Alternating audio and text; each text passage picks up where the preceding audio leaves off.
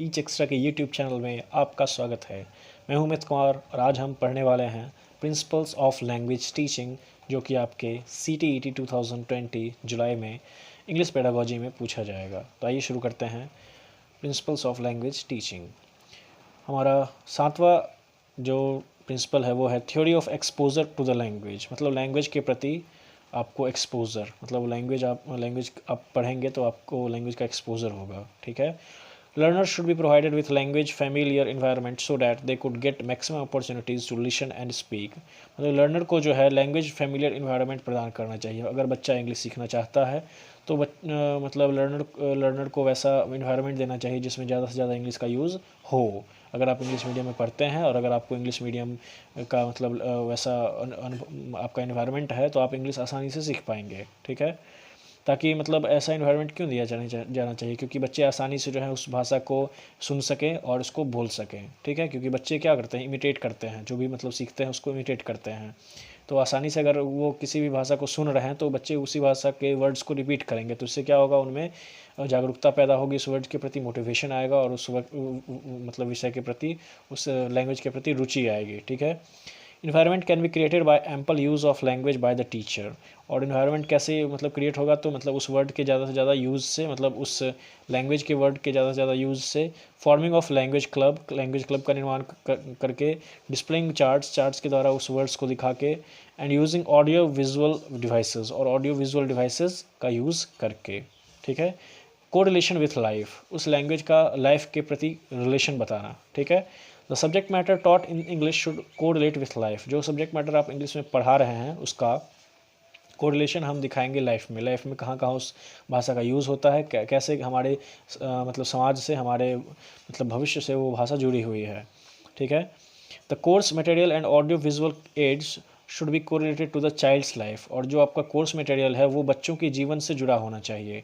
मतलब बच्चे अभी कौन से स्टेज में हैं, उनको किस किस चीज़ की ज़रूरत है, तो मतलब उससे आपका जुड़ा होना चाहिए क्या चीज़, कोर्स मटेरियल। अगर मान लीजिए आप बच्चों को पढ़ा रहे हैं कुछ, तो बच्चों को वही मटेरियल पढ़ाना चाहिए जिनमें उनकी रुचि हो, मतलब बच्चे की कहानियाँ, फेबल्स। ठीक है। और बड़ों को पढ़ा रहे हैं तो आपको मीडियम लेवल का जो है स्टोरीज़ वगैरह पढ़ाने होंगे। ठीक है। और हायर लेवल में आप इंग्लिश पढ़ा रहे हैं तो आपको मतलब जो भी समसामयिक घटनाएं हैं उन पर आधारित आपको लिटरेचर पढ़ाना होगा। ठीक है। अब है it makes learning easy and comprehensible, और इससे क्या होता है, मतलब लैंग्वेज जो है आसान हो जाता है। मतलब अगर बच्चों को उनकी लाइफ के बारे में बताया जाए, उनके लाइफ से रिलेट करके उस भाषा को सिखाया जाए तो आसान हो जाता है और अंडरस्टेबल, मतलब आप आसानी से समझ सकते हैं। So English should be practised in everyday situations with which children can easily identify. English को जो है प्रैक्टिस किया जाना चाहिए, मतलब दिन प्रतिदिन की घटनाओं से मतलब जोड़कर। ठीक है। ताकि बच्चे आसानी से उस भाषा को आइडेंटिफाई कर सकें और सीख सकें। This way meaning will be clarified and reinforce, इस तरह हमारा मीनिंग जो है क्लैरिफाइड हो जाएगा, हमें मीनिंग अच्छी तरह से पता होगा और हम जो है आसानी से सीख सकते हैं।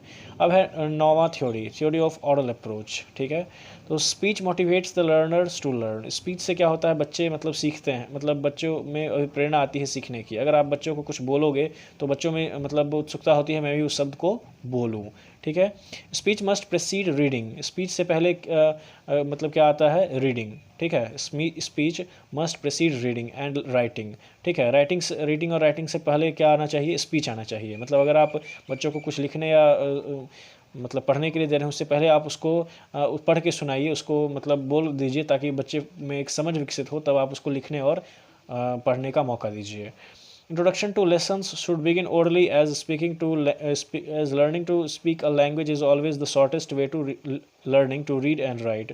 और मतलब किसी भी चीज़, कोई चैप्टर है तो उसको पहले इंट्रोडक्शन आपको देना होगा। ठीक है। शॉर्ट में इंट्रोडक्शन देना होगा, उसको मतलब पढ़ाना होगा। और उसके बाद मतलब जैसे आप किसी क्लास में बच्चे में पढ़े होंगे तो सबसे पहले आपको क्लास में क्या कराया गया होगा, पहले आपको कोई चैप्टर पढ़ाया गया होगा। ठीक है। उसके बाद मतलब पहले टीचर खुद पढ़े होंगे उस चीज़ को, तब आपको बोले होंगे जो आप भी पढ़ो, और उसके बाद आपको रीडिंग और राइटिंग करवाए होंगे। ठीक है। तो यही है ओरल अप्रोच। ठीक है। होप करता हूँ आप समझ गए होंगे।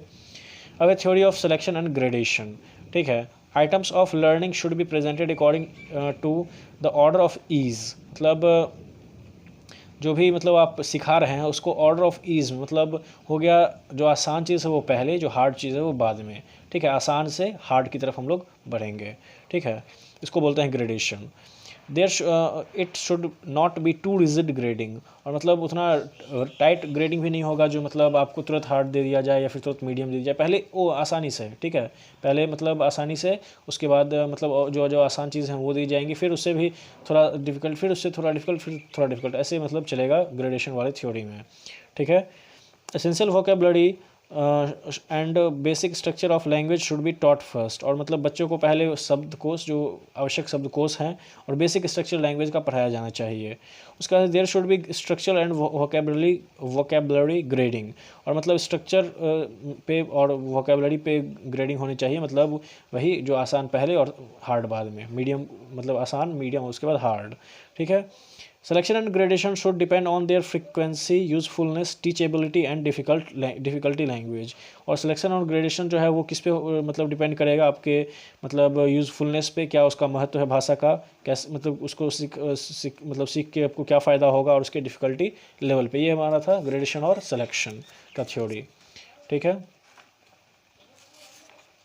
अब हम पढ़ेंगे theory of ratio and series, ठीक है। Any language has certain basic skills, किसी भी लैंग्वेज में कुछ बेसिक स्किल्स होते हैं, कुछ बेसिक कौशल होते हैं। It is necessary that teaching should be done in such a way that child is able to learn all skills as listening, और मतलब ऐसे तरह से सिखाने जानी चाहिए ताकि बच्चा जो है आसानी से लिसनिंग सीखे, स्पीकिंग सीखे, रीडिंग सीखे, राइटिंग सीखे, ठीक है, जो कि एक दूसरे से जुड़े हुए हैं, ठीक है। Deficiency in any of this of the area will certainly create difficulties in learning a language, ठीक है, मतलब reading, writing, listening, speaking, reading and writing, इन मतलब चारों में से किसी भी एरिया में अगर डिफिशिएंसी है, कमी है सिखाने में, तो उससे क्या होगा, बच्चा अच्छे से सीख नहीं पाएगा और डिफिकल्टीज आएंगे। So teaching should B proportionate and all four language skills should be integrated, और मतलब प्रोपोर्शनेट होना चाहिए, मतलब जितनी मात्र मतलब चारों एरिया पे फोकस देना चाहिए। ऐसा नहीं जो मतलब किसी एरिया में हम लर्निंग में हम ज़्यादा दे दिए, स्पीकिंग में कम दे दिए, रीडिंग में कम दे दिए, राइटिंग में ज़्यादा दिए, ऐसा नहीं, मतलब एक इक्वल प्रोपोर्शनेट मतलब वे में हम चारों स्किल्स को सिखाएंगे, तो ही मतलब भाषा जो है बच्चे आसानी से सीख पाएंगे। अब है theory of child centred learning, बाल केंद्रित शिक्षण से आप क्या समझते हैं, उस पर जो बेस थ्योरी है वो है। तो effort should be made to have a student centred class as far as possible, ठीक है। Student should be given priorities while teaching, effort should be made to have a student centred class as far as possible, ठीक है। और मतलब ये effort होना चाहिए कि बाल केंद्रित शिक्षा का हम आयोजन करें, मतलब जैसे बच्चों में रुचि है या बच्चे मतलब जो चीज़ सीखना चाहते हैं उसी का हम क्लास लें, ठीक है, जो भी भाषा हम पढ़ा रहे हैं। A teacher should not be get so absorbed in teaching that he or she may not involve or interact with students, मतलब बच्चा मतलब आप अगर पढ़ा रहे हैं किसी भी चीज़ को, तो आप इतने इन्वॉल्व ना हो जाए अपने ही मतलब दुनिया में, मतलब पढ़ाने में आप इतने ना खो जाएं कि बच्चों से इंटरेक्ट करना भूल जाएं। मतलब आप किसी चीज़ को पढ़ा रहे हैं, कोई चैप्टर पढ़ा रहे हैं, तो आपको एक इंटरेक्शन भी रखना होगा बच्चों से, जो बच्चे मतलब क्या सीख रहे हैं उस चीज़ को, या बच्चे की भी नॉलेज को आपको परखना होगा, बच्चों के नॉलेज से भी आपको सीखना होगा, ठीक है। Teachers focus should be on the child, और टीचर का फोकस किस पे होगा, बच्चों पे। And teaching should be done keeping in mind the child's need, और टीचिंग किस हिसाब से किया जाएगा, तो बच्चों की ज़रूरत के हिसाब से किया जाएगा, बच्चे किस लेवल पे हैं, बच्चे क्या सीखना चाहते हैं, बच्चों के दिमाग में मतलब क्या कमी है, मतलब उस लैंग्वेज के प्रति, उस टॉपिक के प्रति, उसको आपको पूरा करना होगा। तो इस तरह हमारा ये वीडियो समाप्त होता है। अगर आपको यह वीडियो अच्छा लगा हो तो प्लीज़ लाइक करें, शेयर करें और हमारे टीच एक्स्ट्रा यूट्यूब चैनल को सब्सक्राइब करें। अंत तक बने रहने के लिए धन्यवाद। For any queries please comment. Thank you.